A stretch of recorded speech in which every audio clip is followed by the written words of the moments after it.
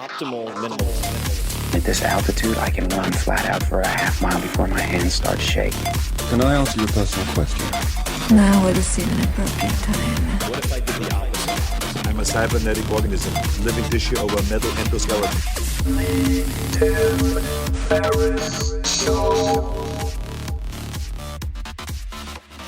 This episode is brought to you by AG1, the daily foundational nutritional supplement that supports whole body health. I do get asked a lot what I would take if I could only take one supplement. And the true answer is invariably AG1. It simply covers a ton of bases. I usually drink it in the mornings and frequently take their travel packs with me on the road. So what is AG1? AG1 is a science-driven formulation of vitamins, probiotics, and whole food sourced nutrients. In a single scoop, AG1 gives you support for the brain, gut, and immune system. So take ownership of your health and try AG1 today. You will get a free 1-year supply of vitamin D and 5 free AG1 travel packs with your first subscription purchase.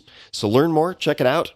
Go to drinkag1.com/Tim. That's drinkag1, the number 1, drinkag1.com/Tim. Last time, drinkag1.com/Tim. Check it out. This episode was recorded at the brand new, first ever, and gorgeous location of Made by WeWork's first on-demand retail location. Located in New York City's Flatiron neighborhood, you will find all sorts of offerings and goodies at Made by We, including on-demand work and meeting space. It is truly beautiful. You should check it out. Coffee and artisanal food by Bluestone Lane, a fully equipped market stand full of snacks, apparel, travel, and office products, plus curated events, evening programming, that's what I was part of, and more. So if you want to try out WeWork, if you want an alternative to working in your bedroom or at your home office, aka kitchen table, or in coffee shops, this might be the easiest way to dip your toe in the water. You can try it out by the hour or even by the minute instead of a monthly or ongoing membership. Check it out at madebywe.com. And full disclosure, I am an advisor to WeWork.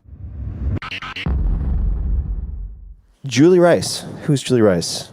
She's an entrepreneur best known for co-founding the fitness phenomenon SoulCycle. Rice served as co-CEO at SoulCycle from 2006 to 2015 before joining WeWork in November 2017 as a partner. Rice's life's work has been about building community. At WeWork, Rice is approaching everything through the lens of community. She's focusing on WeWork's brand and the experience WeWork provides its members and seeking new and innovative ways to grow and share the WeWork experience around the globe. And a common thread that we're going to explore is connection, and we're going to get into all sorts of details and tactics related to that. Rice lives here in New York City with her husband Spencer and their 2 daughters. She is a board member of the Public Theater and Weight Watchers, as well as an advisor to the women's club, The Wing. You can find her on social media, Instagram at @JulieRice_, tricky, @JulieRice_, and on LinkedIn as Julie Rice. Welcome to the show, and thank you for being here. Oh, thank you for coming to visit us. Although this is your home, so thanks for having me. So thank you for coming to visit us. And we're going to jump all over chronologically, which is my habit. I try to turn that bug into a feature. We'll see how I do. And flashback to childhood. So were you a well-behaved child, or do you have any memories of misbehaving, getting in trouble? Yeah. So I was a super well-behaved child, like borderline nerd, actually. I was the kid that didn't have a curfew because I actually called my parents before it was time to come home to let them know when I would be home.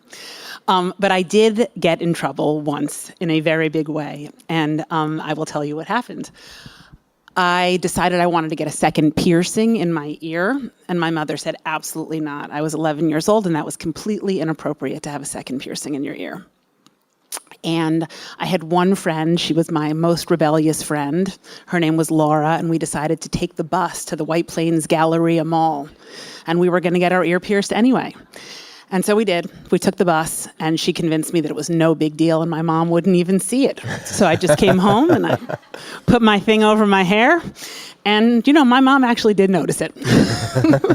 And so I told her, I actually don't even think she noticed it. I was actually such a nerd, I told her I couldn't do it for more than 5 minutes without telling her that I got my ear pierced. So I admitted that I got my ear pierced, and my mom decided that a great punishment for me, well, first she called the woman who pierced my ear to explain that you actually couldn't, put holes in the body of minors without their parental consent. And the woman didn't seem to really care that my mom thought that. And she said, well, if you don't like it, then you should sue me. So my mom decided that she would. And I'm not only going to teach my daughter a lesson. Yes. She decided that she was going to sue her for $8.99, the entire contents of my piggy bank that I took to get my ear pierced, and that I was going to have to take the stand. Yes, and that's exactly what happened with my punishment. My mom went to the library, and she was her own lawyer, and she figured out that, yes, in fact, you could not pierce the body of a minor without parental consent. And then I had to go to court and get up on the stand as the most terrified 11-year-old that you have ever seen to tell them that, yes, I had disobeyed my parents and gone to the Galleria Mall and gotten a second piercing. Go, Mom. So what did your parents do professionally? My dad was a phys ed teacher, and my mom she had actually an antique business. When people move from homes or estates, she appraises the contents and sells them off. She's kind of like an art historian. And you said White Plains. So where did you grow up? I grew up in Westchester, in New York. Westchester. All right, so we're going to flash forward, as promised, to a year before SoulCycle. Could you paint a picture for us? Where are you? What's going on in life? Yes. So I have this is just about my third career. I started out, my first career was I worked in the movie business. As a kid, I had always been obsessed with theater, with musical theater. That was always kind of my thing. I loved entertainment, and I always wanted to figure out a way to work in the movie business. And I remember coming home, my sophomore year of college and saying to my dad, who was a gym teacher, and my mom, who worked in an antique business, like, don't you people know anybody? I need an internship somewhere. This is never going to happen for me unless we know somebody. And my dad recalled that he had worked with some woman whose husband ran a kids' talent agency. Cut to, I got some internship. And long story short, I did find my way into the movie business, and I worked in New York for about 8 years as a commercial agent, and then I kind of figured out that if I really wanted to go to the next place in my life, I would need to go to California. And so I went to LA, and I became a manager in Los Angeles, and I did that for about 10 years. And after 10 years, I kind of flash forwarded ahead to what people's lives looked like, in the entertainment business, servicing clients all the time, kind of really being, a prisoner to a lifestyle of servicing people. And although I loved artists, which is what I was always in it for, I really thought to myself, I'm kind of ready to go back to the East Coast. I'm kind of ready to make a change. And I came back to the East Coast, and my husband and I both went into our offices on the same day. At the time, I met my husband in Los Angeles. He was an agent at William Morris, and I was working for a management company. And we decided we were going to, head off for sort of nobler professions and head back to the East Coast to keep it real. And we got up one morning, and we lived in Malibu at the time. It was sort of like our swan song. We decided to move to Malibu on the beach because we knew we were going to head out of the West Coast. And we got up one morning and we said, okay, today's the day. We're both going to go quit our jobs, and we're going to tell everybody goodbye, and we're going back to the East Coast. And my husband and I, we left that morning, and he came home and I came home at the end of the day, and we said, how'd it go? And he said, oh yeah, everybody said, great job, thanks a lot, whatever. And, I'm all good. And I said, oh, well, they told me that they were going to move my assistant a month ahead of me, and that I should take a month on the road, and that I could do this in New York if I wanted to. And then I started thinking, how are we going to pay our rent? So I kept my job. So basically the picture was that I came back to New York, and I was running a New York office for the agency that I'd worked for in Los Angeles. And I was still working in the movie business, and I was, really, having a better time doing it here, but definitely beginning to think about kind of what's next. I mean, I'd been thinking about what was next already when I was thinking about leaving the West Coast. And the one thing that was really going on for me here in New York was that in LA, so much of my life had been tied up in lifestyle pursuit. I went hiking with my friends. I belonged to a running club. We lived at the beach. And when I came back to New York, there was just nothing here that was lifestyle. Fitness was really about going to a big box gym, burning calories, having somebody yell at you about, were you beating the person next to you? Could you push harder? How could you, get it done quicker and more efficiently? And, it's interesting, cut to 2006, there was no green juice in this city. There was no boutique fitness. There were a couple of yoga studios, but certainly what's going on today was not what was going on in 2006 in New York. And so for me, there was a real void, even though I was desperate to come back to the East Coast and be with my family, there certainly was a void in what I had experienced in Los Angeles in terms of lifestyle. So I want to talk about, just for a moment, managing talent. So what does a manager do? And based on what you just said, which, you said several things, but one of which was, they said, great, we'll give you a bunch of time off, and you can then pick up with your job. I would imagine, were good at that job. So what does a manager do, and what were some of your better bets or better decisions as a manager? Sure. So a manager, an agent is responsible for getting actors jobs, and a publicist is responsible for making sure that people know about those jobs. And a lawyer is making sure that they don't get screwed over in the contracts for those jobs. And kind of what a manager does is think about big picture. You really think about who that person is, who they want to be in the world. What I learned actually from being a manager is you're really thinking about creating a brand for a person. What is that person's brand? How do they walk through the world? What do they stand for? What do people think about when they think about an actor or an actress, everything from their fashion to the things that they endorse to, the way that they talk in interviews, and really thinking in terms of, how do I plan a career, not just a job to job for this person? And when you get to LA, or got to LA, you transition to this job as a manager.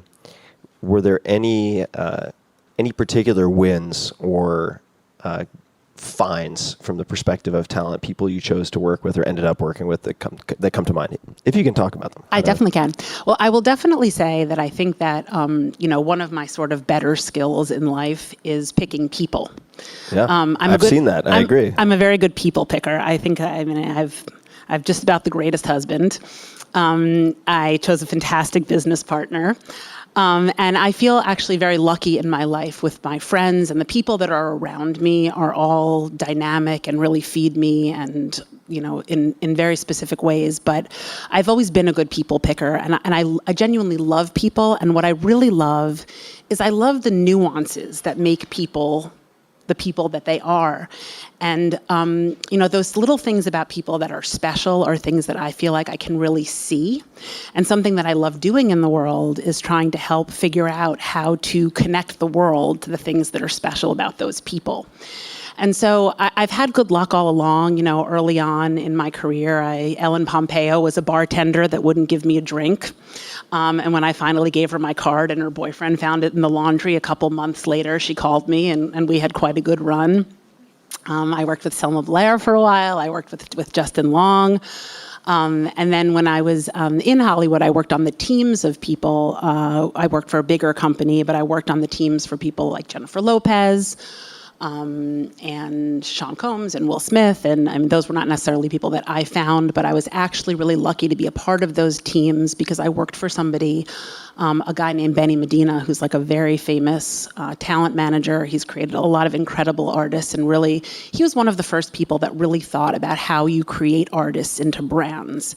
He would take somebody like Jennifer Lopez and think, how can we release an album on the same day as we release a movie, on the same day as we put a fragrance into the world? And I think that was pretty early thinking back then in terms of 360, thinking about how you could turn a person into a company. Let's flash back to Ellen, who you mentioned. Mm-hmm. Bartender.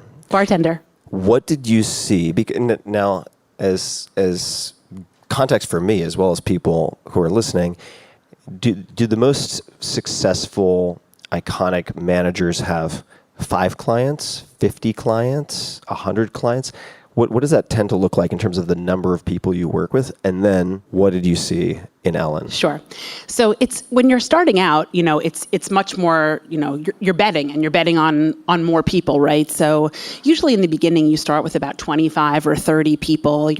First of all, your ability to sign, you're not me at 25 in the world saying to J-Lo, like, hey, come on with me. That's not happening. So, you're trying to identify talent. You're trying to find people that you think are going to have trajectory. And you're usually signing between 20 and 25 of them and then watching how their different careers are advancing. As your clients become more successful, what winds up happening is you personally handle less people because now you're really building companies. And if things are going great, you're actually producing things. You're looking for properties for them. You're really overseeing pretty much every decision for them. And so you're probably at that point handling between, if they're mega stars, you're having between 1 and 3. If they're big stars, you're having between 3 and 5. And if you have a bunch of people on, TV series and other things, I'm going to say that once your clients are successful, you don't have more than 10 that you're personally handling. You might have a team of people below you that are handling a bunch and you're kind of saying like yes to that, no to that, whatever, but you're hands-on with, I'm going to say, between 3 and 5. Mm-hmm. And what do you see in Ellen? What made you think, and the reason I'm asking this, just for people who are wondering, why is he drilling so deeply on this, is that whether you think of yourselves as investors or not, you're all investors in the sense that you are allocating your hours, you're allocating your attention. And so in a way, her choosing clients is putting together an investment portfolio. I mean, you're placing bets and you have a finite number of bets you can place. So why Ellen? What did you see? I saw in Ellen, interestingly enough, what I ultimately wound up looking for in SoulCycle instructors, what I ultimately look for in employees, and what I actually do ultimately look for in entrepreneurs, which is, there was something about her that made me want to know her, that made me want to understand what she was thinking, what she was going to be doing. When I used to audition SoulCycle instructors, I would say the main criteria that I had for a SoulCycle instructor was, do I want to have a whole meal with you? I'm talking about an appetizer, an entree, and dessert, and I'm still not bored of you. Really, how do you connect to people? And, watching her, there was something that was just fascinating about her. There was something that was really deep that I wanted her to tell me. And I think that's really interesting. I think that, there are certain kinds of people that you really want to lean into. And whenever I sort of have that instinct, when my body kind of wants to lean into somebody to know a little bit more, I genuinely know that that's a person that I need to sort of surround myself with, because there's something about that person that is, interesting for me. So we're back into SoulCycle land, which is perfect. When did SoulCycle become something real, in the sense that there was a concrete action of some type of taking it from in the head to into the world in some way? Right. That's what actually, separates the boys from the men, right? Yeah. I always say everybody's got an idea tucked away somewhere. Yeah. I was working in New York. I was still working in the talent business, and I was taking classes at many different gyms, just sort of trying to find something that, fulfilled me in terms of exercise. I'm a anxious person. Exercise is a real must for me in my life to sort of keep myself and everybody around me in good spirits. And I just couldn't find anything that was enjoyable. And I kept thinking to myself, like, this could be different. This could be fun. This could make you feel good. And I was taking classes with an indoor cycling instructor at a gym, and I became friendly with her, and I just kept saying all those things to her. And finally, she said to me, there's a woman that takes some classes with me at another gym, and she's been saying the same thing to me. You guys should meet for lunch. And so she connected me with my business partner, who's right there, and my other soulmate, as I like to say.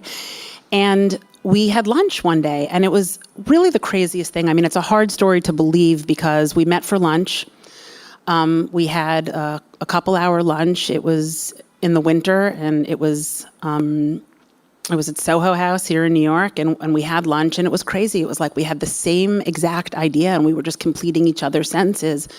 And when I left lunch that day, before I even got in my cab, my cell phone rang, and it was Elizabeth, and she said to me, I'm going to look for real estate and you look at towels, and I'll call you on Thursday. And I thought, wow, like that's amazing. I mean, I still had a job and, whatever. And sure enough, like she called me on Thursday and she said, I found something on Craigslist. She said, it's a 1,200 square foot sublet of an old dance studio. We could take a 5-year sublet and you should meet me tomorrow on 72nd Street. And I went. And 4 months later, we opened. How are you doing on the towels? So how are you doing on the towels? So it's really interesting, actually, in case anybody wants to start a business. It turns out that when you have a 1,200 square foot studio and you don't actually have laundry facilities, what you do is you rent towels and somebody picks them up and takes them away every day and launders them. And I learned that on Google, and I dutifully brought my towel report that day as she was signing the lease for our Craigslist dance studio. You, based on just the reading that I've done in preparation for this, made some, in retrospect, would seem to be very important decisions.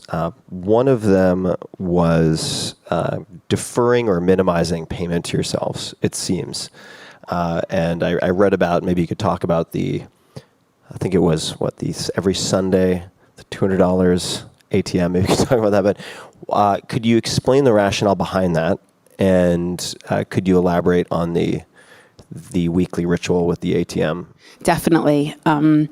So when we started SoulCycle, I actually I had a good job. I was making real money, and it was really the first time that I ever thought about my time as money, because I was sort of giving up a salary now, and I was going to be using all my time, but wasn't going to necessarily be taking. I took a small salary because at the time, that's what we needed to do. But my husband was working, luckily, and he was supporting us. But we had a 5-month-old baby, and we moved into a rent control apartment. We paid a little less than $1,000 a month. We lived on 71st Street over Harry's Burritos. And I had a 5-month-old baby who's in the front row. She's not such a baby. What are you wearing? I'll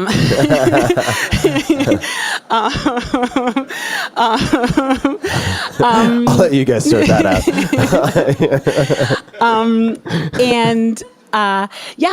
So what we decided was that we were going to make sacrifices so that we could start this business. And Spencer, my husband, would go to the cash machine on Sunday nights and he would take out $400. We decided that when we started the business, we were going to give our credit cards up and we were going to put ourselves on a real budget, which we hadn't really done before. We were 2 people with no kids and 2 salaries, and we weren't making tons of money, but we certainly had enough that we could each go to Starbucks and take cabs and go out for dinner and not think about a vacation.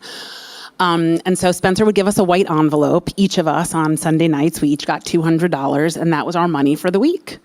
And when the $200 was gone, that was... Each of us, meaning he got one. He got $200, and I got $200. And I will tell you, with a child in New York City, $200 does not go that far. So it was a lot of strollers on the crosstown bus, not a lot of Starbucks. But that's what we did. And, it actually, I think that one of the really interesting things about, really believing in what you're doing and being so passionate about an idea and really believing that something should be born it was hard. And, I remember clamping my finger in that stroller a million times and cursing on that bus, but it didn't really feel like that big of a sacrifice. I mean, we were happy. And Elizabeth and I were loving what we were doing, and we did it. And, we lived in one room. And, when we wanted to watch TV, we rolled the crib into our bedroom, and we wanted to go to sleep, we rolled the crib back out into the living room, and that's what we did. And I was, thank you for painting a picture, because I think and you already said sort of anxious by birth. So it doesn't strike me as the perfect time to necessarily start a company. And just with a 5-month 5-month-year-old kid and 5-month-year-old kid. Is that what they say? It's sorry guys for the Brits in the audience. That's American. That's Yank speak. It I think just highlights the fact that if you really have something you want to do and feels important, there's very rarely going to be a perfect, convenient time to do it. You know, it was such a gift that it happened so quickly. I talk a lot about Elizabeth, my business partner, sort of being a great entrepreneur and me being a really hard worker. And I think that's part of what makes us such great partners. Elizabeth's an incredibly good risk taker. I always say Elizabeth's like a total baller, and I'm just sort of running behind trying to work really hard. But the truth is that I think because she was such a good risk taker, because she's so good at moving the ball forward, it all happened so quickly. I didn't actually have time to be anxious or think, oh, I'm giving up my job and what's going to happen. It was just like, we met on Tuesday. We saw the place on Thursday. We went across the street to Starbucks. We wrote on a napkin, which, we still have framed. It says, if we could see 100 people a day, at $27 a bike, we're going to have enough money to pay for some babysitters. We both had young kids at the time. We're going to be able to pay our studio staff. We're going to be able to take a little bit out of the business to justify the fact that we're not raising our own kids for the next decade. And that was our business model on the back of that Starbucks napkin. And the truth is, it happened quickly. And we just got into action mode so quick that we didn't have a lot of time to obsess about what if. Like, we just had to make it happen every day. What other names were candidates for the business besides SoulCycle? Or was that just like a lightning bolt from the sky and that was it? Did you guys? That was a lightning bolt to Elizabeth's husband in the shower one day. It was not a lightning bolt to either of us. But, we thought of a bunch of different names. At the time, again, there was no boutique fitness in New York City. And so we felt like we needed something sort of descriptive about the cycling part of it in the name. So we thought about Cycle NYC. We definitely had a lot of cycle in the name, in the different other names, because we felt we needed to be somewhat specific for people. And then you landed on SoulCycle.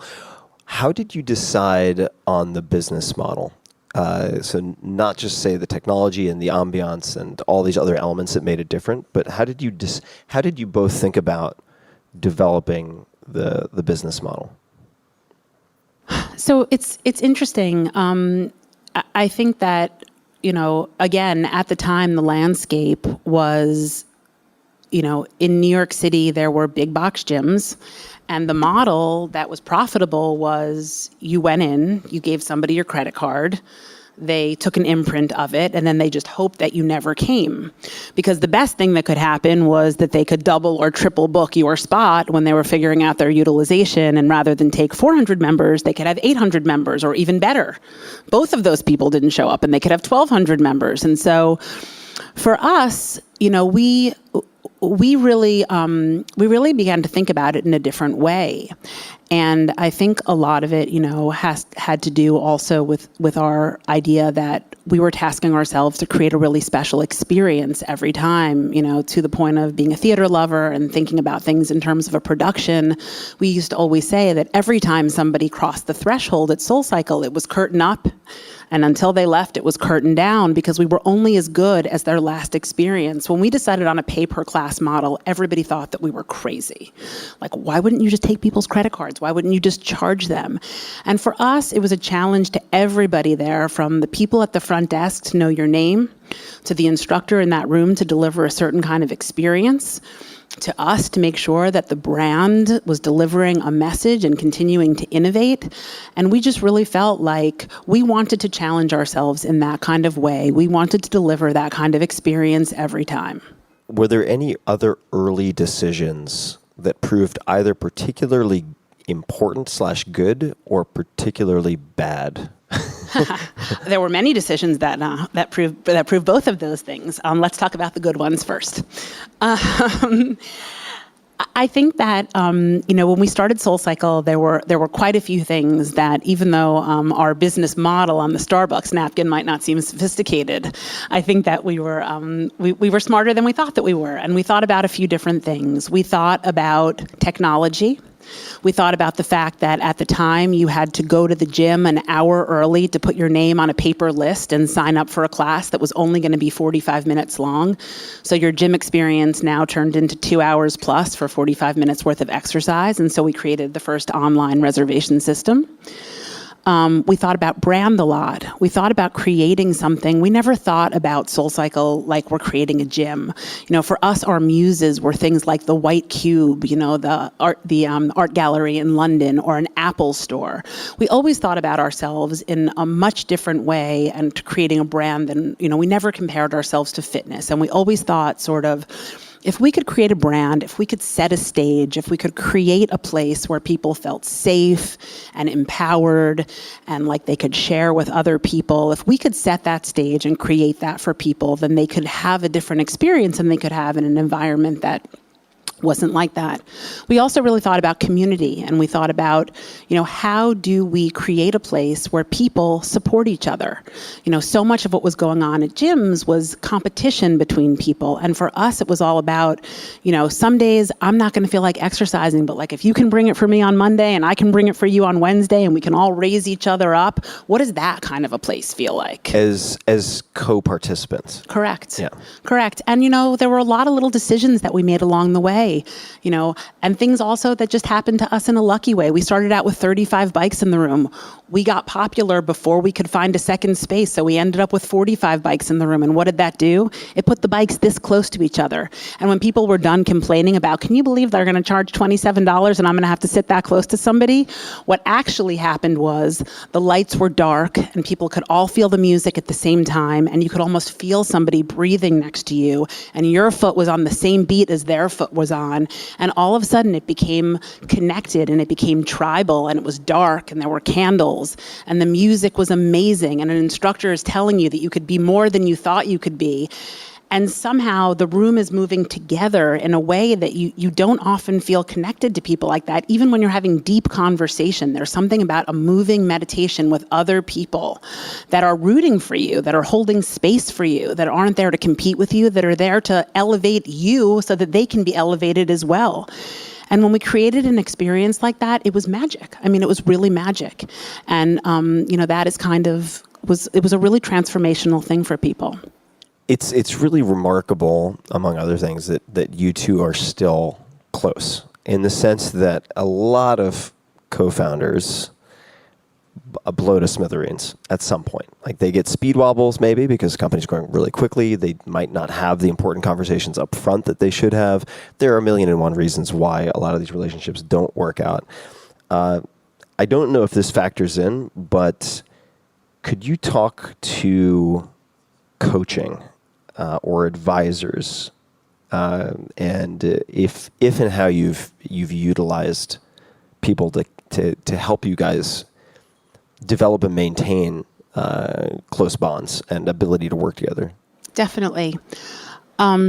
So early on in our business life, Elizabeth and I started to see a coach. And the way that happened was we had a third business partner in the beginning, and that was, we quickly found out that, that partnership was not necessarily going to work. And we realized, as that partnership was crumbling, that it takes work to make good partnerships. Something that I have worked on in my marriage, something that, is no longer a secret to me, that people actually need skills and tools to be in relationships with other people. There are plenty of people that are in relationships that are fine, but if you really want to have great relationships, that's actually a particular skill set, right? And so Elizabeth, and picture, I don't really know Elizabeth very well at this point. I mean, we're about a year into business. We met at this lunch. We decided, let's just go for it. I mean, we're still pretty much strangers. And, Elizabeth, while I was in LA growing a career, Elizabeth's in Colorado. She goes to University of Boulder. She spends her time in Telluride. She is like a much more sort of evolved, spiritual, at peace with the world person than I am. I'm still I've only lived on the coasts, I've only done that grind. So Elizabeth calls me in the middle of the night and she says, I've Googled life coach NYC. I've realized she's having a nervous breakdown because she realizes that our business is taking off. Our third partner has walked, we've got to get rid of our third partner who's completely toxic. And now it's like, what's going to happen here? And we both have little kids at home. And, the worst thing that's happening is that our business is becoming such a success that like, we're going to have to, put our foot on the gas here. And so she says she's Googled Life Coach NYC and that I should meet her tomorrow at some location around Gramercy because we're going to meet with the coach. And I hang up the phone and I say to my husband, like, this woman is batshit crazy. Like, there is no way, like, I have to work tomorrow. There's no way I'm getting myself in a cab going all the way downtown to go to some hotel and sit with some Life Coach NYC. Like, I'm thinking, we're sitting with Dionne Warwick and she is going to tell us, you know what I mean? But sure enough, we get there and, we start to talk to our coach, who, by the way, we still work with today. There are so many decisions in my life and our life that we wouldn't make without her. And I met with a woman. Her name was Meredith Haberfield. She has an incredible company called Think Human. And we started to talk about, what it's like to be good partners and, what it takes to make decisions together. And like any relationship, you're two people that have a common vision, but are in very different moments in your life at all times. And a business relationship is no different. There are times that like, I need money and you don't, or, I need to slow down for a minute because something's going on in the life of my family and you want to put your foot on the gas or whatever. Or there's just things that you want to do with the business. I'm ready to sell the business and you're not. What does that all look like? And everything along the way, from learning how to be the only two employees in a company to managing 2,500 employees. And what do you look like as leaders? And how do you communicate with your employees? And so we started down this journey with Meredith, our therapist, coach, life coach NYC. I really think she's changed her website since then. We've worked with her for a long time now, 10 years, and I will say that she taught us lessons that helped inform the entire way that the culture of our company would exist.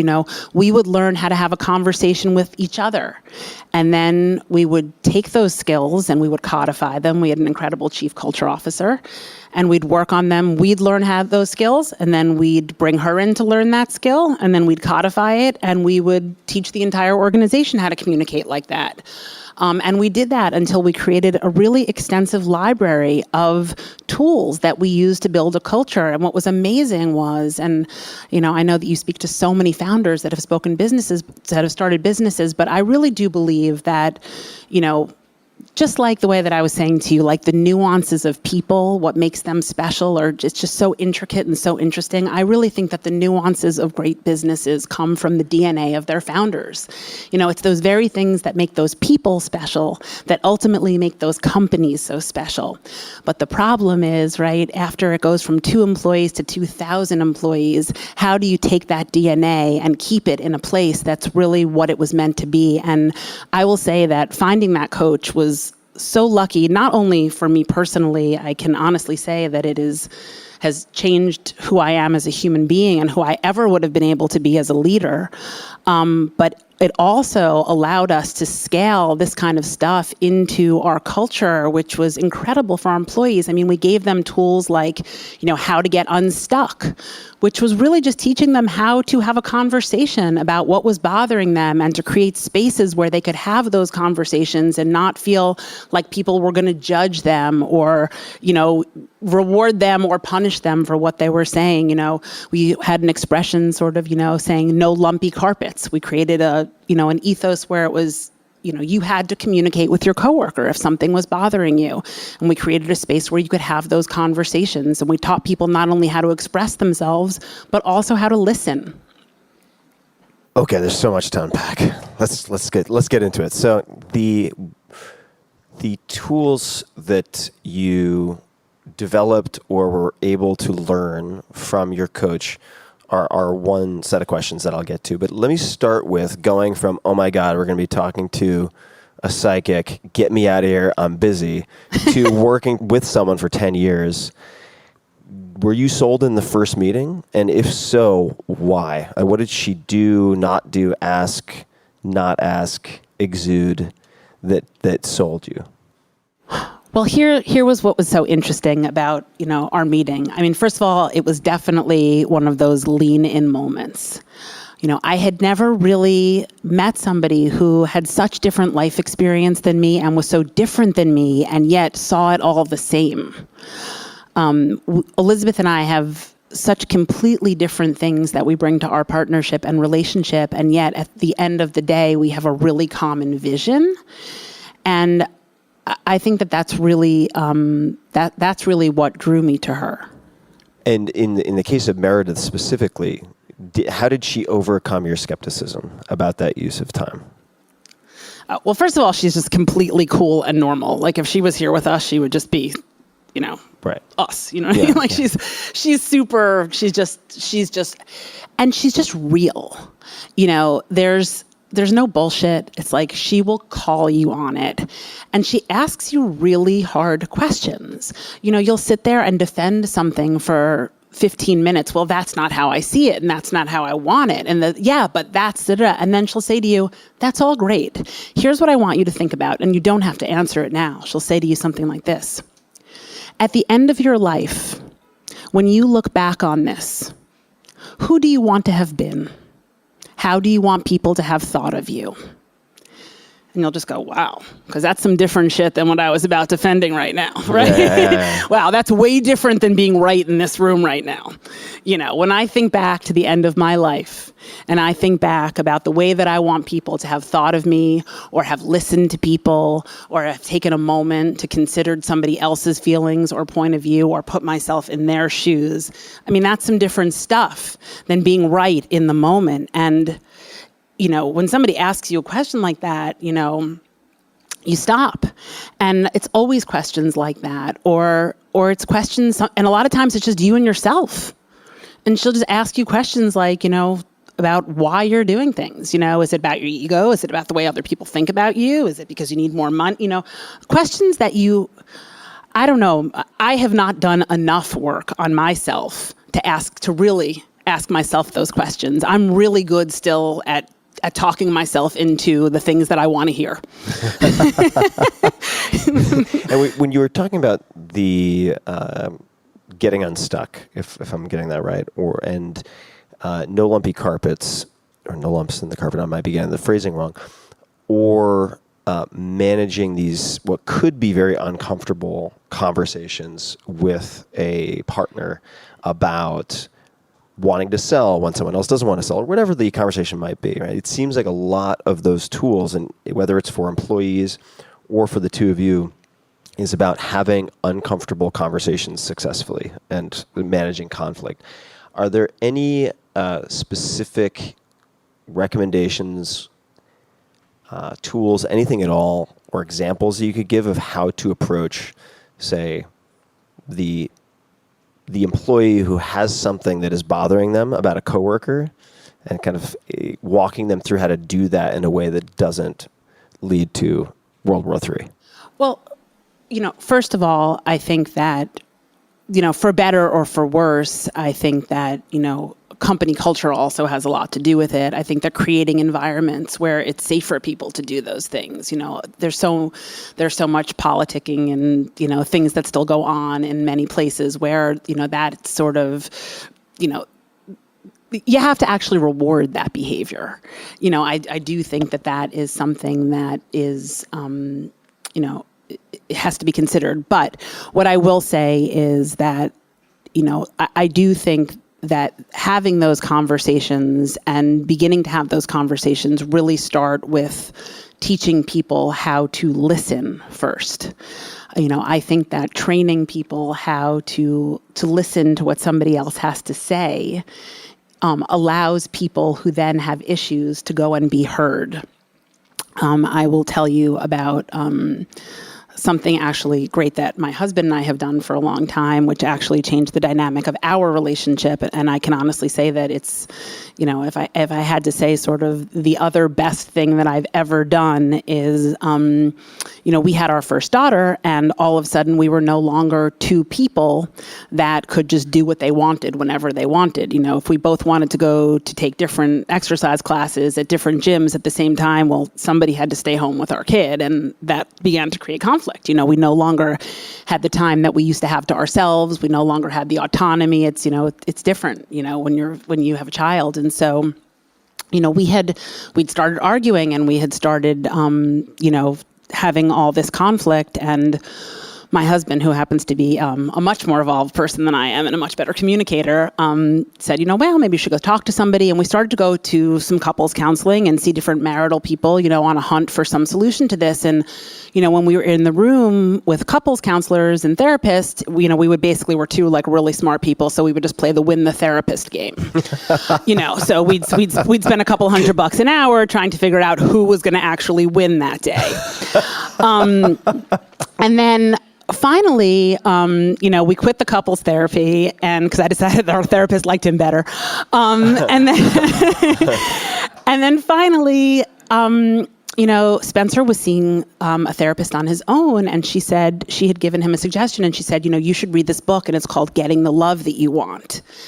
And he brought it home one day, and he started to read it. And he would say to me, you've got to read this. This book is really amazing. And before he was through the book, he had gone out and bought a copy for me and said, we should read this together. And so we started to read this book. And before we were done with the book, we had actually signed up for the workshop. And I bring this up because this is actually a technique that we have learned that you can use with your employees, you can use with your children, you can kind of use with anybody. But we went to this workshop. It was probably the most important 40 hours of our marriage up until that point. And it is these two older therapists called Harville Hendricks and Helen Hunt. And here's what's so fascinating. Harville was the first person to win Oprah a Daytime Emmy. He's this amazing older therapist who had studied relationships for a long time and was becoming very prominent. And his wife was also a research professor that was studying relationships in the brain. And she's learning all these things about the brain and cortisol levels, and he's winning Daytime Emmys, and they're both on their second marriages, and they're actually about to get divorced while they're all winning all these awards and stuff. And you go and take the seminar and cut to this. 50% of first marriages end up in divorce, 70% of second marriages end up in divorce, and about 90% of third marriages do. Teaching you that it has not much to do with the partner that you choose, but mostly the skill set that you bring to the relationship, right? And so here's the crazy thing, nobody teaches us how to be married. Nobody teaches us how to communicate with a partner. Nobody teaches us how to communicate with anybody. I don't remember being in a class in school where somebody said to me, this is how you listen. This is how you talk to somebody. This is how you consider what they're saying. And really, all you do in this workshop is you learn active listening. We learned how to make appointments with each other, to have conversations so that you're not bombarding somebody at a time where they can't hear you. When you make an appointment and you say it's your turn to talk, basically, I say, I say what I need to say, and then all that person gets to do is repeat back to you and say, is there more? That's it. That's all the person gets to do. And then you know what? There always is more. Because it's never really just about that, is it? Right? And then you say what more there is. And then they get to repeat it back. And then they get to say, is there more? And you know what happens at the end of 3 is there mores?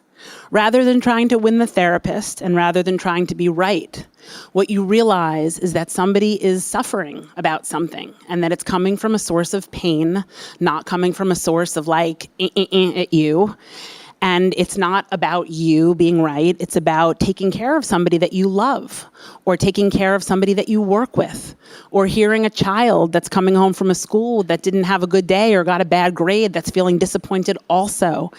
And I think really, teaching people how to listen and how to have conversations is something that's so important. Thank you. Very specific. Are there other examples of ways you've brought things from that workshop or book or elsewhere into your relationships, aside from the these specific examples that you just gave in terms of active listening, are there any other tools or habits that you've adopted or found useful?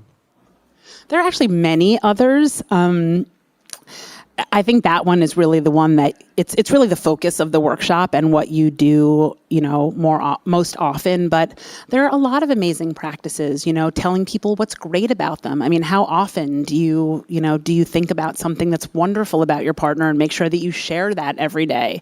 How often do you make time to be proactive about doing something nice? Again, whether it's for a spouse, whether it's for a child, whether it's for a colleague.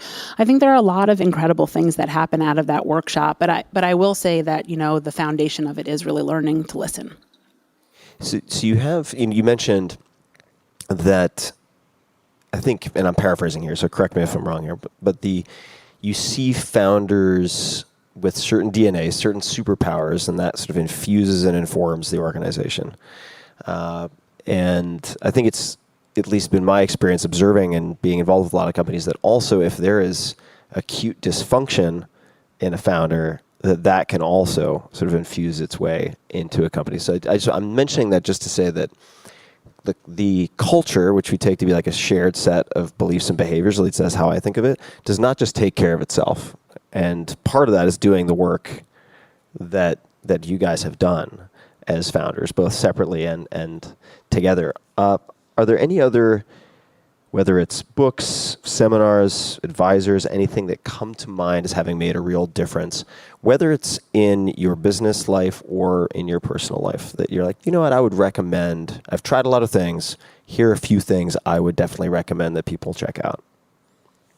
Yeah, I mean, a big book at SoulCycle for us was always Start With Why from Simon Sinek, and I know that that's made it to a lot of your lists, and a lot of people are Simon Sinek fans. But I will say, and this is what I think is so interesting, as somebody who is fascinated with brand and, the articulation of brand and all things brand, I think that people are often confused and think of brand as the way something looks or the color of a logo. But, brands are really how people feel. They're really, I think it was maybe Jeff Bezos who said it's what people say about you when you're not in the room, or, that kind of a thing. And I do think that, Start With Why is so important, because people understanding, why you do something, not what you are doing, is really what makes or breaks a brand. And I think everything about that book is fantastic. I think that, for us, really, we spent so much time, I remember the day that we just really officially stopped doing our day jobs. I looked at Elizabeth and said, are we ever going to get to go back to work, or do we have to spend our whole life making these people happy? Referring to our employees. And that was the truth. But there was a day where, it all turned, and you began to realize that if the culture wasn't going to be good, that the product wasn't going to be good. And I think that's like a real, core value from Simon Sinek, who really says that your happiest customer is only as happy as your happiest employee. And so for us, really making sure that our employees were taken care of, and taken care of meaning, not just financially, but really felt like they mattered, like the things that they were doing were moving the needle for the company, that we personally understood, things that they were going through, achievements that they were, making happen. I think that really taking care of employees in a way that they feel heard is very important. What were little things or big things that you did to foster those things, to make those things happen? So, interestingly enough, one of the main things that we recognized in the beginning when we started SoulCycle was that the fitness industry in general was really broken. Instructors didn't have full-time jobs anywhere. So if you were a fitness professional, you would teach 2 classes at one gym and 3 classes at another gym and personal train somebody in their home. So you'd spend your entire life sort of commuting and being exhausted just to try to cobble together a living. And then on top of it, for doing one of the most physical jobs in the world, you had no health insurance, you had no paid vacation, and you certainly had no place to call home or really feel like you had somebody to support you or that cared about you. And one thing that was very early on a goal for us was to create these careers for fitness instructors, which is something that we really did. And we paid more. We gave people full health benefits. We paid for those vacations. And, most importantly, we really gave them a home. We built a platform. SoulCycle was really a platform that we built to allow, we really thought of, our fitness instructors as artists, allow artists to really find their voice on a platform and to sort of give them the room to be creative and to grow into being their best selves. And I think by giving people that kind of a platform and room and then really taking care of them in kind of the tactical aspects of their lives, it allowed people to become a different kind of employee. I mean, what we found was that we didn't have employees. What we had was brand ambassadors. We had people walking around so proud that they worked at SoulCycle, telling everybody how fantastic it was. It became way more like a family than it did a job. So I'm going to ask some questions about good strategic decisions, and then we're definitely going to get to... You see how I've avoided the failures, right? Yes. No, we're going to get to the wastes of time and money, because there are plenty of those stories in all businesses. Initiatives that didn't go quite as hoped. But one story that I read was related to opening the Bridgehampton location and how you sort of resisted the urge to pay yourselves much. And as I understand it, also had not taken outside investment. Because I would imagine, especially being in New York City, as soon as something seems to be going really well and spreading quite widely, that you start getting calls, you start getting emails about outside investment. So could you talk to why or how you decided when to take outside investment, which could just be why you didn't take it up to this point, and then the thinking behind the Bridgehampton location, which for people who, everybody in this room or a lot of people, I'm sure, know where Bridgehampton is, but for those people out in the wider world, so you have Manhattan, and then you have Long Island, and you go way out and you have this place called the Hamptons. And depending on who you are, there's very little in the middle. Either you love or you hate the Hamptons. I happen to grow up as a townie out there, so I have this incredible inner conflict. And I bounce back and forth between the two. And just for people who do not know, so the Hamptons are kind of where many of these successful people from Manhattan go to summer, beautiful beaches, where for some people they go to be seen. Why Bridgehampton? How do you guys think about it? And why no outside investment? Well, let me just say that, again, to the point of ignorance is bliss, we opened in 4 months. When I look back now, and when I think about all the investing that we've done, and when I think about how the world is spinning with people raising money, I really think that it was an incredible luxury to have no investors. I mean, we were really allowed to make decisions that were just the best for the business. We always just used our gut instincts, and there was no choice except doing what was right for our customers, what was right for employees, and really what was right for SoulCycle. I mean, we invented a brand that was like a human being, and we would always make choices. If it's, we have 4 daughters in between us, but SoulCycle was like our 5th daughter, and we would always really make choices thinking about what is the right choice for this business. And not having money in the beginning, I also think really informed the way that we marketed.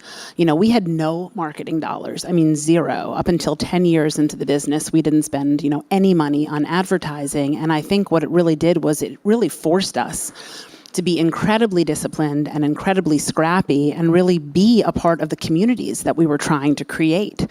We would be out there, at the mouth of Central Park, handing out flyers in the bike loop. I'd be pushing my stroller up and down Broadway, trying to get doormen to let me into mailroom buildings so that I could leave flyers. If you could actually find our studio, which, by the way, was in the rear lobby of a building with no sign on the outside of it. We forgot to talk about that. We'll get to that in the epic failures. But, we were so happy to see you that we would do anything. I mean, I would watch your dog. I'd feed your parking meter. I'd let your kids sit there and, play a video game. Like, it didn't matter. Like, we needed you to like your experience because we had zero money for marketing. And at the time, trying to convince somebody to come to the back lobby of an office building, actually that once was a mortuary, to do that, to convince you to pay $27, to click into a bike, to be in a dark room for 45 minutes. I mean, if we could get you there, like, you had to come back. There was nothing we weren't doing to get you to come back. But all that being said, it really was interesting because, when I think about the way that we thought about that first studio, and I think about that napkin that we wrote our 100 riders on, I think about starting a business, and I think about this for a lot of young entrepreneurs, and there is so much low-hanging fruit in the beginning. I mean, we really thought about building that first studio rider by rider. And, people will say to me, did you ever think SoulCycle was going to be such a big deal? Did you ever think this was going to happen? And what I always thought to myself was, I just knew that I needed to get 100 people there. And that was not going to be a problem for me, because if I had to go and walk up and down the streets of Manhattan and call all of my friends and get people on those bikes, like 100 people are coming today. And that was what I thought about it. And I think that really forced us to have a different kind of discipline than if we had had crazy investment and marketing dollars. And it just shaped who we were in the way that we understood our customer, because we were in it in a different kind of way. And there was a lot of freedom to that. And the great news for us was that, our business model was great. I mean, we kept throwing more and more bikes in that room, and it was a teeny little place. I mean, 1,200 square feet. We had 40-something bikes in there, $27 a bike, going 8 times a day. We were able to sort of create our first, 4 or 5, 6 studios, taking from Peter, giving to Paul, selling to Mary. It was like, it was pretty great. I mean, we were really able to finance one with the other. And because we were not taking money out of the business, because we really were that disciplined, we were taking everything that we made and we were putting it back into the business, and we were growing organically. And again, to the same point of not noticing the Starbucks was missing from my life and taking the taxis, we were having a great time. And it really didn't feel like we were suffering. So I may be kind of chasing the wrong trail in terms of Bridgehampton, but so we can scrap it if need be. But I want to highlight something that's really important that's come up numerous times with founders of companies that have done extremely well on a large scale, is that in most cases, especially if the business models actually work. I mean, there are some companies that get very big with business models that don't work, but in the case of something like SoulCycle, it's very tempting to want to say that you're aiming for this $1 billion, $2 billion, X billion dollar outcome. But as Seth Godin has said on the podcast before, it's very easy to hide when you have this grandiose, somewhat abstract, gigantic goal. And so he's like, start small, because then you have nowhere to hide. If it's like 100 people, it's a very clear, measurable outcome. And with no marketing dollars, this is also a common thread that I see with a lot of these companies that are, at least those I've been exposed to that are kind of consumer facing, is if you don't have much in terms of marketing dollars, or you constrain it deliberately, you have to make sure your product is great. Like, you really have to ensure that your product or service is really, really good, and then your customers become your marketing. Well, that was always the philosophy, right? I mean, we always knew, and again, this was part of it, kind of all worked together, right? Because we created a pay-per-class model, it had to be great every time, or else nobody had to come back. And what we used to say was, like, it can't just be good. Like, this cannot be a utility. Like, this needs to be so good that people are talking about it when they're out with their friends on Saturday night for dinner, and they are wanting, you want the credit for finding the coolest, greatest thing that's going to make your friend feel the best, and you're going to bring that person. And so the saying in the halls of SoulCycle would be like, we do not create users, we create evangelists. And our evangelists were spreading the gospel for us, and that's really was our marketing. But I will answer your question about Bridgehampton. We were doing very well, and we had become this little Upper West Side destination, and the studio was bustling, and we were selling our classes really well. And we realized pretty soon everybody was going to leave for the summer, because that's what happens in New York, right? There's a mass exodus to different beaches, and whether people are going to the Hamptons or the Jersey Shore or wherever they're going, there's nobody here on the weekends in the summer. And so I called Hamptons Magazine to see what it would be to take, an ad. I thought, we'll just take an ad in the 4th of July, publication. And they gave me like a staggering quote. And I thought, we certainly don't have that much money. And the truth is, what we did was experiential. I could sit here and tell you how awesome it is to be on a bike and what it feels like and the music and the sweat and the instructors and the people. And then you're sort of like, you still can't really feel it because, there's no music playing and we're not in the dark. And what I found was the only real way to get people to come and to really experience it was to come and get them to take a class. And so we'd comp a lot of classes. We'd tell people if they didn't like it, they should pay. If they didn't like it, I'd give them their money back. But I realized that doing something experiential would be better than taking an ad. And we got a phone call one day, and somebody said there's this great old potato barn, and there used to be some pole dancing class in there. And the pole dancing class was apparently going out of business, and now the space would be vacant if we wanted to create a cycling studio. And so we figured, we could either spend $75,000 running a quarter-page ad in Hamptons Magazine, or we could just run this studio and plan on making no money and just think of it as a marketing experiment. I mean, that's all we thought it was going to be, was marketing dollars. And so we did.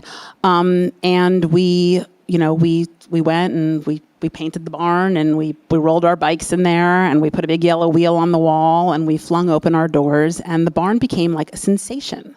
It really became, we live in a little bit of a SoulCycle bubble, but it really is like, it's really the epicenter of, Hampton's social life. People will tell you that, if they can go and, take a class at the barn at SoulCycle in the morning and then sort of, hobnob in between classes, they barely need to go out at night anymore because that barn sees hundreds and hundreds of people between the hours of 7 and 12 on a Saturday morning. And it really, what it did for us was it took our little Upper West Side business from being a local kind of great neighborhood business, 100 people a day, to all of a sudden becoming this sort of buzzworthy New York City, on page 6 in the New York Times, destination. And we came back from that summer, and what happened on Mondays at noon, which is when our reservation system opens. So if you want to reserve a bike at SoulCycle, you go on Monday at noon if you have a specific thing that you'd like to reserve, and you can sign up for your classes for the full week. And what happened for us when we came back that fall was that we started to crash servers at noon on Monday. The demand load became crazy. And all of a sudden we noticed like a line of town cars up and down the street would always be parked outside for SoulCycle classes. There was no Uber yet at the time. And what it was is that people were coming from all over now. Waiting, and their drivers or whatever rides they were taking up there would be waiting outside. And it became, that's when we knew like we needed to grow. I'm no scientist, but I think we should get another studio, except yeah. The market doesn't want us to grow. It's 2007. And everybody wants a Chase Bank or a Dwayne Reed in their space. 2 women with a business that is throwing off a bunch of cash still does not look that attractive. Okay, so how do you solve that problem? Well, then 2008 happens. Suddenly, wake up! Suddenly, cash is king. No, no. Well, it still was not easy, but 2008 happened, and it definitely became, easier for us to think about getting space. After we, we started to, okay, so now let's talk about, when we actually did take money. Because there did come a point after about, 4 years where we took money. We had 8 studios. And it's interesting, our decision to take money was not so much about the money itself, but again, we really loved what we were doing. We could really see how SoulCycle was changing neighborhoods, and it was changing communities, and it was changing the way that people felt about themselves and about other people. And we wanted to win. We had a first mover advantage, and we were starting to see copycats come into the landscape. And we were introduced to Equinox, to Harvey Spivak, who's the CEO of Equinox, and we started to get to know him. And, the money and the cash infusion seemed nice, although, we had a pretty good business. I mean, the businesses were making money, and we could have expanded in a slower way. But we thought to ourselves that, we would take a strategic partner rather than just taking money, and they would be able to help us, grow 10, 15, 20, 30 studios at a time rather than, let's say, 5 or 6 or 7 a year. What were some of the decisions or initiatives or anything where you look back and you're like, wow, that was a bad use of time or money. So anything come to mind? Mm-hmm. Or just, yeah, we should have thought about that differently. Well, there are definitely a few. I mean, we definitely made a lot of mistakes along the way. Neither of us had ever been entrepreneurs before, and there were small mistakes, and there were definitely bigger mistakes. Elizabeth always likes to say, every time we would make a mistake, it would be $50,000 we didn't have, and she would say, well, look at it this way. Neither of us went to business school. It's like part of our tuition for our MBAs. Yeah. And that was always true. But, we started out in our first studio, and what did we know? We had never built anything before. And we built a studio, and some guy told us that he was really good at soundproofing things, and he'd done some porn studios in Midtown. And so we thought, great, like this guy's done porn studios, go to it, and he stuffed some insulation into the ceilings and closed them off. And then, cut to opening day, we turned on the stereo to find like a line of irate neighbors outside of our door. And we certainly did not have money to re-soundproof the studio. And so that was really interesting. Well, hold on. I'm sure it was interesting. Fade to black. So what would you do? Well, now we're getting into it. All right. I find that if you can befriend, local neighborhood law enforcers, sometimes they will soundproof. They will come and do the sound checks for your studio later in the evening, when there may or may not be actual classes going on. Then you might actually be able to make the sound a little bit lower than you do during regular classes sometimes. Yeah, that makes good sense. And that worked for us for a while, until we had money to re-soundproof the studio. Yeah, well, you gotta sometimes have to build the bridges you're crossing. Yes, and we built some of those. Another fantastic memory was our first customer appreciation day. This is really like one of my favorite. I can talk about a study in human behavior. So we decided after about a year, we really wanted to thank the people that had helped us build business. And so what we were going to do was an entire day of free classes on Saturday, starting 7:00 in the morning, all day long. We were so excited about it. I mean, for us, giving up a Saturday of revenue was huge. I mean, Saturday was our biggest day. We had 4 of those a month. I mean, we were still living by the skin of our teeth. We were still going. So we decided we were going to let everybody just call the studio rather than use the reservation system and sign up for free. And we were going to do, big bowls of fruit and free drinks and juice sponsorships and all this great stuff. Cut to, we open up the phone lines, and of course, 1 million people that don't ever come to SoulCycle sign up for the free classes. And now all of our regulars are irate, because they actually don't give a shit if they have to pay for class. They just want to be on the bike they want to be on with the instructor at the time that they want to be on. And now what we have is hundreds of pissed off customers who cannot get into a Saturday class at SoulCycle, and hundreds of people that may or may not actually show up but just signed up for a free class because I put it in timeout. And that was our first customer appreciation day. So that was a great learning exercise. I would say the worst amount of money we ever spent was, scrappy entrepreneurs, no funding. Elizabeth worked on all of our technology with a web developer in Long Island. They built everything, as it came up. So, first we built it for 1 studio, and then we built it for 10 studios, and then we wanted to have e-com, and, until we built this thing that was basically like building 1 million extensions onto a foundation of a house that couldn't handle it. And so we needed to rebuild our website. And so we were psyched. I mean, we had $1 million to spend, and we were going to hire the pros. And that's what we did. We went out and we hired a big fancy agency, and we worked on, articulating our vision and our brand. And we spent 6 months explaining to somebody else what we already knew, which was, our brand and our experience and the user experience and things that were kind of already working on that website. And then was going to be the big reveal, our big fancy new website. And I don't know, I mean, they gave us a new CTO that was checking all the hardware and software and all the things that we were launching. But somehow we flipped on the switch that day and flipped off the other website. And it was great because 8 people could book the same bike in the same class at the same time. And that was a disaster. And then to make it even better, nobody could fix it.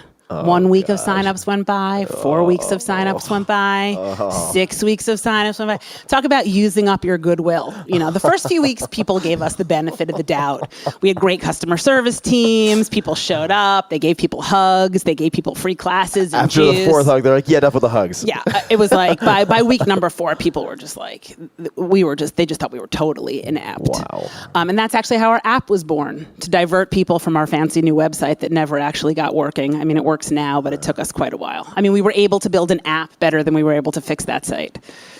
That sounds really stressful. It was stressful. So I don't know if this is still a thing, and maybe it was never a thing, and it's just something somebody wrote on the internet. 16 seconds to calm.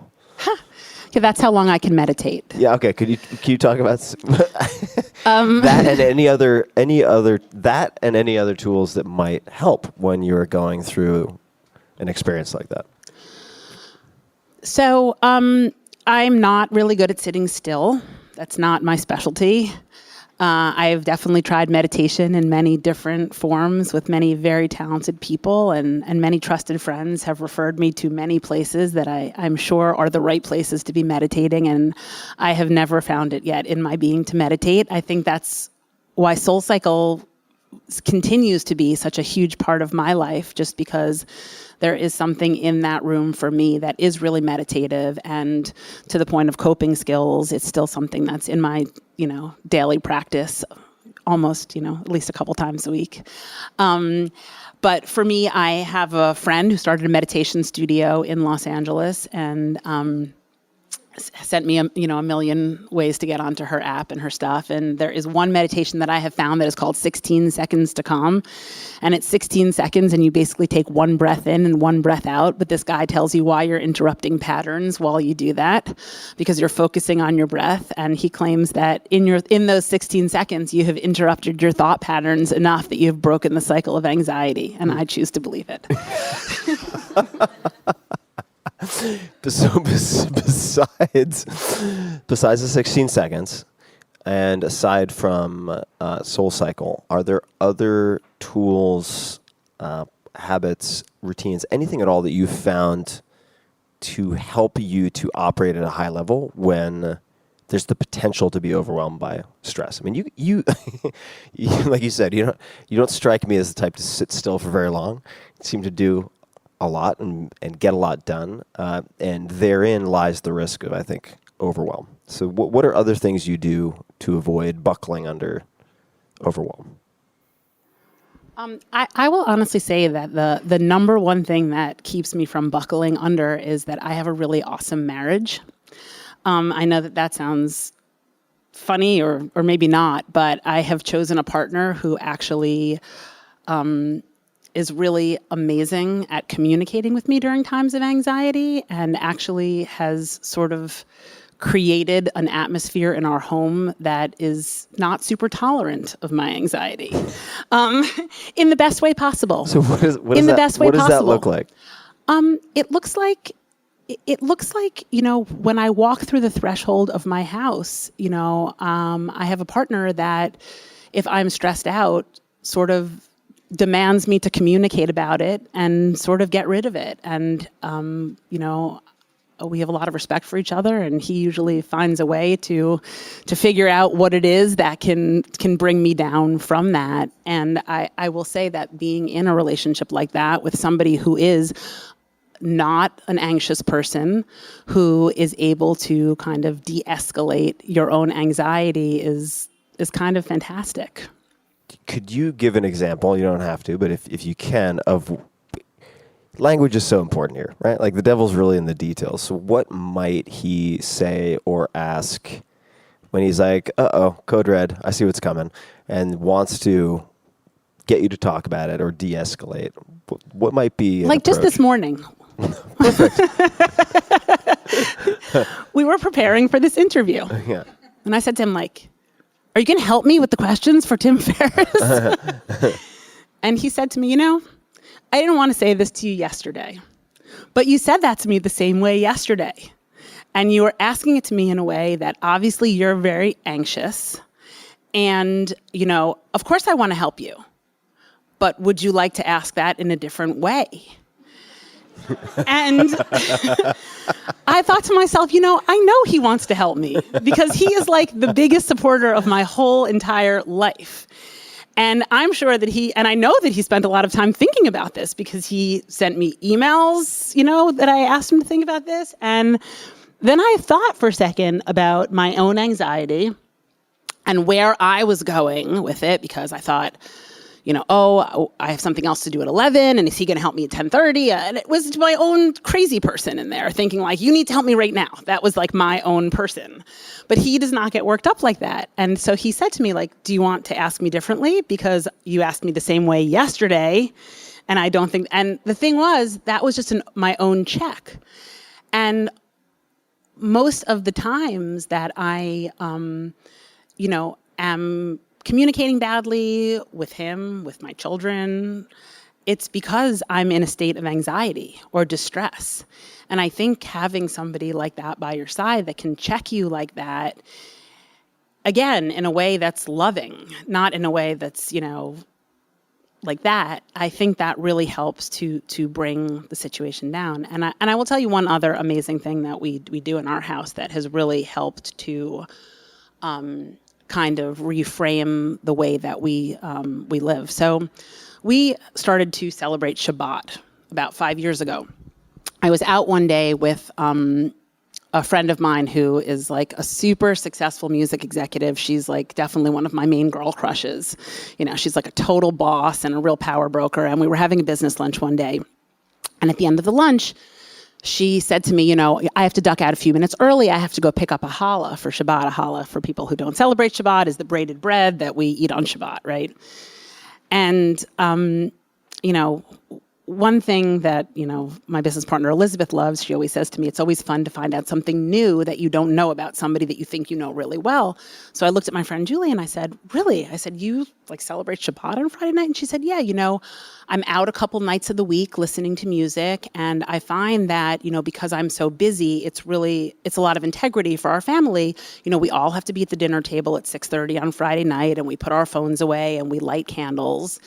And we don't take out our phones till the next morning. And it's the one thing that we do in our house that really, reframes our time together. And I thought, wow, well, she's clearly more important than I am, and she makes this happen. So like, I could definitely fit Shabbat in.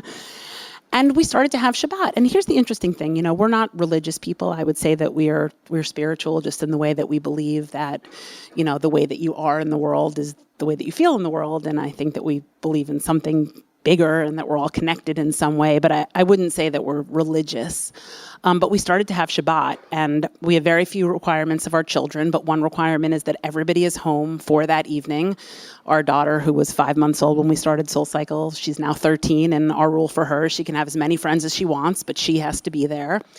And we light our candles at 6:30, and there's something about the time that it takes those candles to burn that, for me, who cannot meditate, being with people that I love, and there's always plenty of people at our table, it's friends or family, and it's always fantastic. And there is just something about the time that it takes those candles to burn and not having phones and having a different kind of conversation with each other. And just, it's almost like I've given myself permission for the evening to shut down.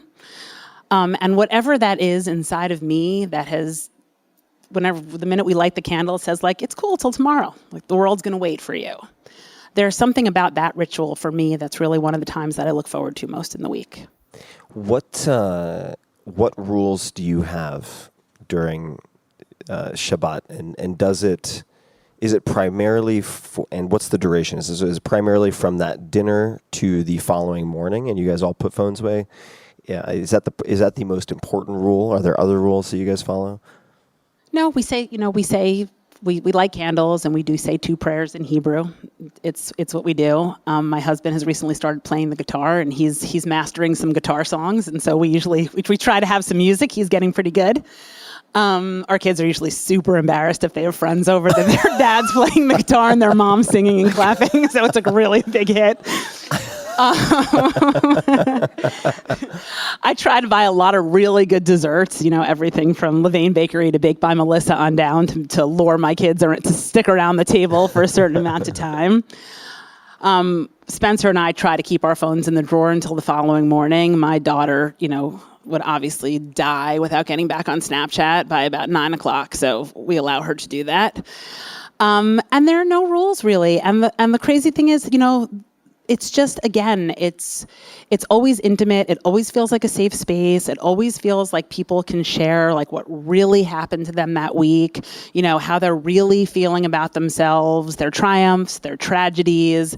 It just feels like there's like no bullshit at the table. People are really, for all the times during the week that you had to go out and pretend it was great, or that you were killing it at work, or that I loved you at school today, or whatever it is, it just feels like it's a really kind of, we all go, we go in pajamas or sweatpants, no matter who's coming over. And it's just a super relaxed kind of just bring your best self or bring your real self.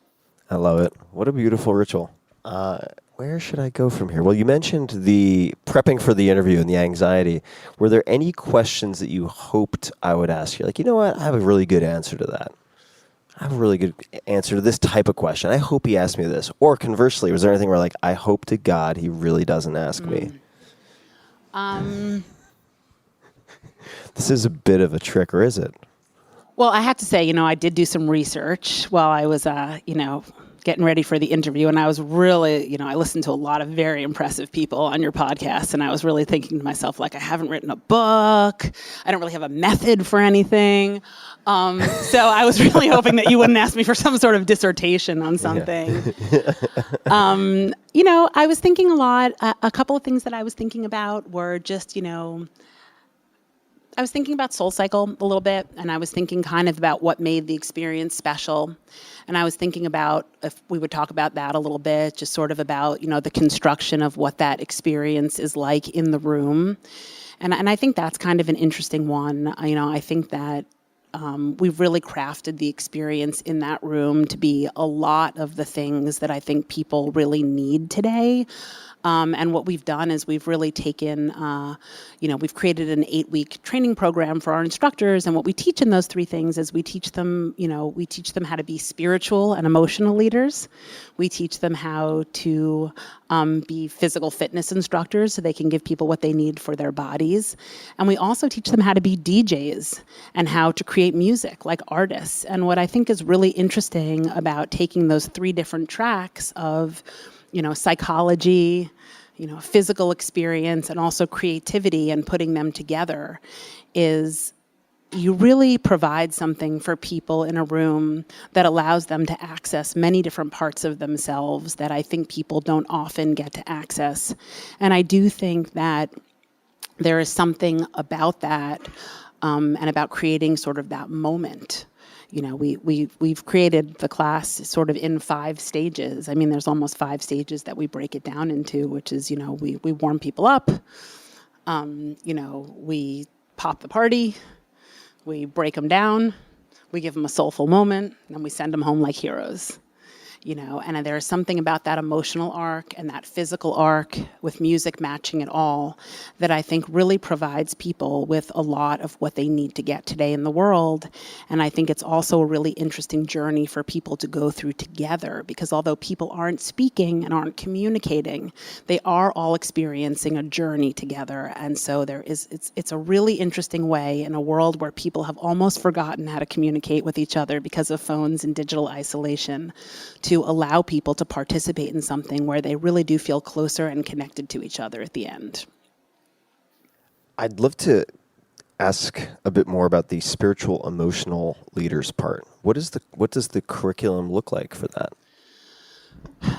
There are quite a few. There's several parts of it, and I think the main part of it is allowing people to have a place to be vulnerable, to come and express their own vulnerabilities, as well as to talk about things that they're thinking about, their own vulnerabilities, and then to empower people to really deliver messages to people that allow them to, as they are wearing down physically, as the music is playing, as they are this close to somebody else who's moving with them, we are teaching them to deliver messages that allow people to believe that they're enough, that they can be more than they thought that they can be, that they could achieve more than they thought that they could achieve, that, people are rooting for them, that are hoping for them. And I think that there is something about the empowerment that people get in that room when they are, inhabiting their physical bodies in a way that feels strong. And teaching those, instructors to deliver messages of positivity, to really, they read a lot of, different, I'm sure so many of the books that are on your list are books that we are giving them in those classes. And What are some of them? Let me think about what people are reading in there. The curriculum's actually wide, and that's the other thing also, because we've created it to look more like a framework. And we also like to use the expression sort of freedom within framework. So we are allowing people to, although they're creating within that framework, to really, find their own voice, to find their own music. And that's also why I think that our riders gravitate to different instructors, because somebody that's moving me might not be the same person that moves you. And yet we've kind of created this shell of an experience. It's almost like a Mad Lib, right? Where they learn sort of this outline, this technique, and then they can take it and fill in their own content. And aside from the Simon Sinek book that you mentioned, which I do recommend people check out, it does pop up a lot on the podcast. Are there any other books that either you've recommended to managers or employees, or that you've just recommended or gifted to other people? Well, I definitely gift a lot of people that Helen and Harville book that I was talking about, Getting the Love You Want. Something else that we did a lot of reading at SoulCycle is Setting the Table by Danny Meyer. Just for, we also ran an incredibly interesting hospitality school for our people that worked in the front of house and not in those rooms. We're all big fans of the Tony Hsieh book, Delivering Happiness. And I think those were like some of our favorites. Yeah, Danny Meyer's amazing. Very, very fascinating guy. For people who don't recognize the name, you should look it up. How are we doing on time? I do not have a countdown. Oh, yes, I do. I've done. What was that? 7:35. Okay, great. So let's see. I would love to hear what you are currently most excited about and why. Because much like my question at the very beginning about what you saw in that bartender and how you kind of pick where you're going to allocate your time. Right? You've made some very deliberate choices. And when you make a choice, when you make a decision, right, you are cutting yourself off, just like incision. You're cutting yourself off from other possibilities. Like there's an opportunity cost. So what are you most excited about now, professionally, personally, or anything in between? It's funny to talk about opportunity cost, because for the longest time, I really thought you could just do everything. And I'm starting to understand that there are only a certain amount of hours in the day. But I will say that, sitting here in the middle of Made by We is really interesting, because I think that it's definitely a good example of something that I'm thinking a lot about these days, which is, how are people connecting in a world where people spend most of their time on their phones or connecting digitally? I think that's something that's really interesting to think about is, where are the places and what are the experiences that we're delivering to people to allow them to connect? We're reading about loneliness as an epidemic.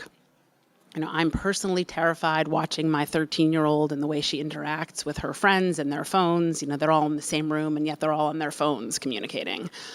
And so I am really obsessed with the fact that people are lonely and people are unhappy. And how are we giving people skills to be happier, and how are we giving them places to find those connections? And so, a place like this, when I think about it, it's really a new version of a community center, a place where we can go, and especially in an economy where so many of us are now have the luxury of, having our own company, working by ourselves in our apartment.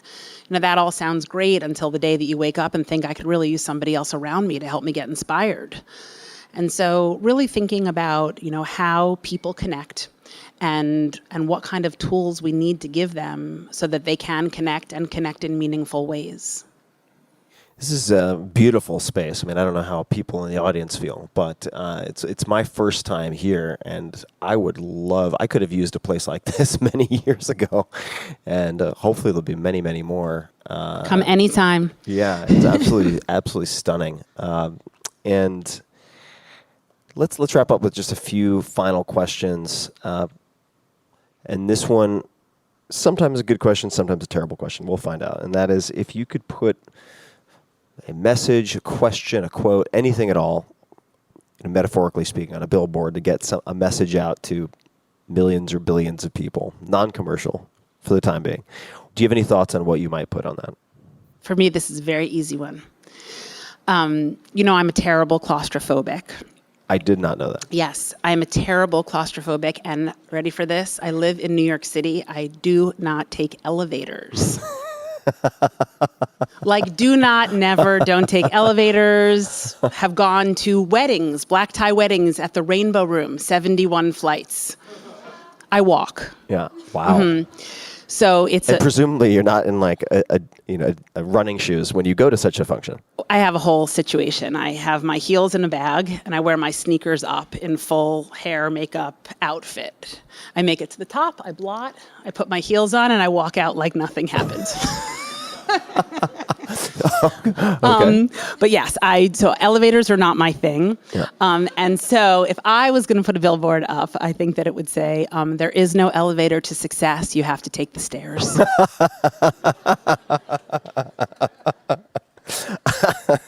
I love it. I dig it. And do you have any final comments, asks, recommendations, anything at all that you'd like to say before we wrap up? I don't think so. I'm so happy I got a chance to talk to you, and thank you so much for coming. I know that people were so excited to have you in the space, so it's awesome to have you here. Oh, it's great to be here, and it's nice to see you again. I mean, for people who don't know, we've spent time together before, and I've been looking forward to this.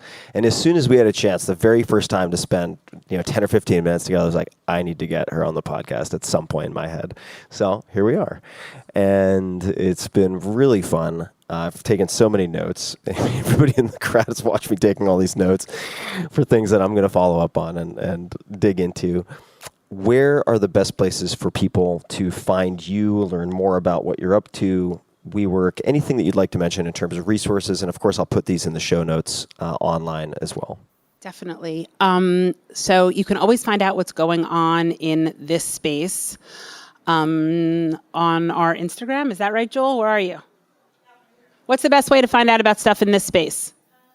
Yes, made.by.we. It's very hard to get domain names. All right, there we go. And a good way to find out what's going on with me is either at my Instagram, which is at @JulieRice_, or Elizabeth and I have a great Instagram, which is at SoulFounders. Awesome. Thank you so much for taking the time. Thank you. This has really been fun. Thank you, everybody, for coming. And until next time, see you around. Hey guys, this is Tim again. Just a few more things before you take off. Number one, this is 5 Bullet Friday. Do you want to get a short email from me? Would you enjoy getting a short email from me every Friday that provides a little morsel of fun before the weekend? And 5 Bullet Friday is a very short email where I share the coolest things I've found or that I've been pondering over the week. That could include favorite new albums that I've discovered. It could include gizmos and gadgets and all sorts of weird shit that I've somehow dug up in the world of the esoteric as I do. It could include favorite articles that I've read and that I've shared with my close friends, for instance.